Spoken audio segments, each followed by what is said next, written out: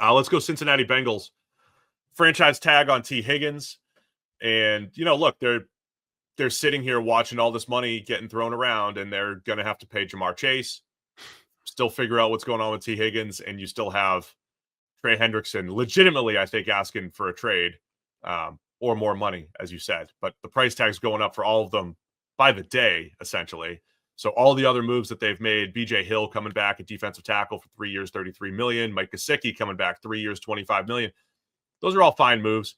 TJ Slayton comes in because he's 330 pounds and they need a run-stopping nose tackle. Talk about that in a minute.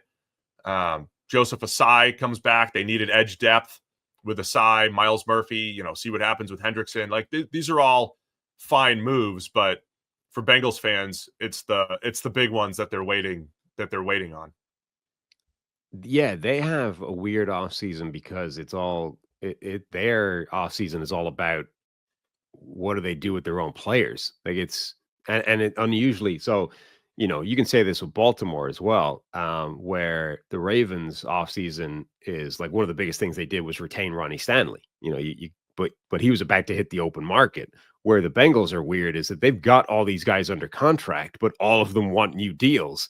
And they're not like they haven't gotten any of them over the line yet. So this is this weird spot where they actually, theoretically, they don't need to sign any of these guys, right? They have them all under contract for the 2025 season in varying different ways. And the only question is, can they get an extension done with these guys? Like obviously Jamar Chase, it's just sort of due his next, the big contract, right? So his time has come.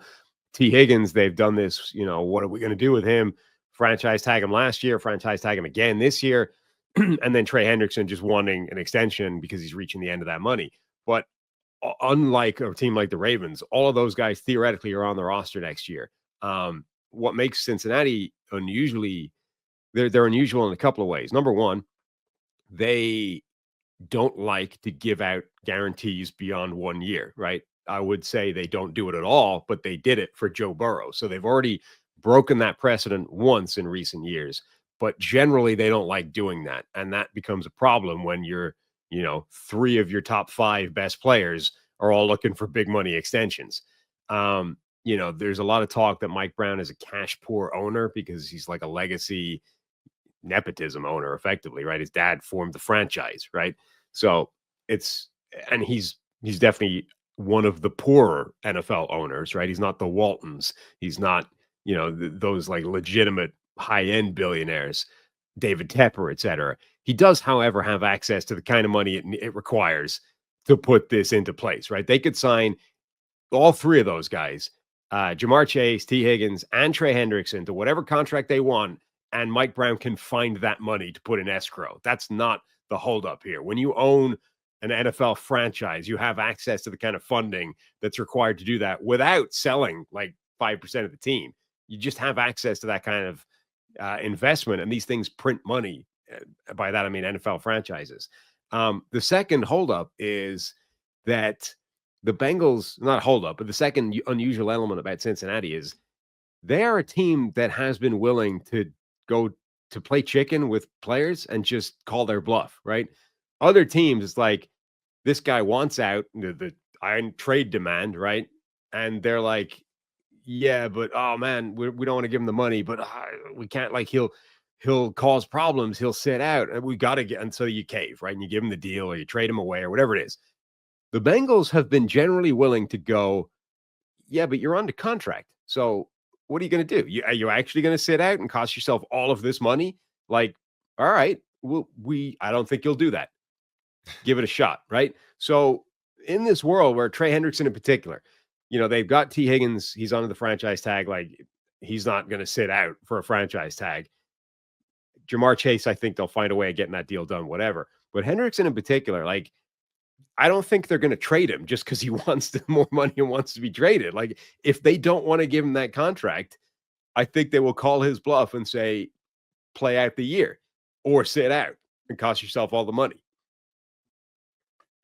So that's the offseason in a nutshell, Sam. I mean, that's what we're waiting on. Those are the shoes that need to drop. And then even if let's say it all goes great, Hendrickson plays Tee Higgins plays, Jamar Chase plays and is fine, and they figure out all the contract stuff whenever they do, whatever their timing is. Still need to improve their pass rush, even if Hendrickson's back. They brought in Slayton, who I mentioned, because they're just yearning for to stop the run a little bit better at defensive tackle. I'm not sure Slayton's the guy. He's interesting. I mean, say what you want about PFF grades. I'll just read them to you. Do what you want with it. 43 overall PFF grade last year. He's a 330-pound run-stopping nose tackle with a run defense grade of 44 last year. 59 the previous year, 62 the previous year, and 44 as a rookie. I think Slayton's one of those guys. I mean, we've watched a lot of film through the years, Sam. You could pull out enough good plays that say, hey, this is the guy we need in the middle of the defense. You could pull up enough bad plays where it's like, this guy's out of it. He does blow up the line of scrimmage quite a bit when teams run downhill against him, but when they run wide, he gets hooked, he gets knocked out of the play way more than you would like for a nose tackle. So do what you want with that, but they've been trying to figure out the 330-pounder. McKinley Jackson last year in the 3rd round. Again, not a very productive player that needs to develop. They're doing the same thing with Slayton. So they're taking these shots on interior defensive linemen to try to shore up their run defense. Still need probably an interior penetrator in the draft as well. And then the offensive line. You know, they bring back Cody Ford, but I don't think you want him starting at guard. And I think both guard positions, they are in on Tevin Jenkins, I believe. And that's one of my favorite guard options. And if they did bring in Tevin Jenkins with second wave guard money, I think that'd be a great move in the right direction. But like other teams, more work to do for the Bengals. A lot of it is re-signing their own, but some of those periphery deals, I think they need a few more to round out this roster. Yeah, but I also think that offensive line probably isn't as bad as it looked last year. I know it's changed a little bit personnel wise. You know, Alex Kappa's gone, et cetera. But like that group hit the low end of range of outcomes almost across the board a year ago. You know, Amarius Mims was a rookie as well.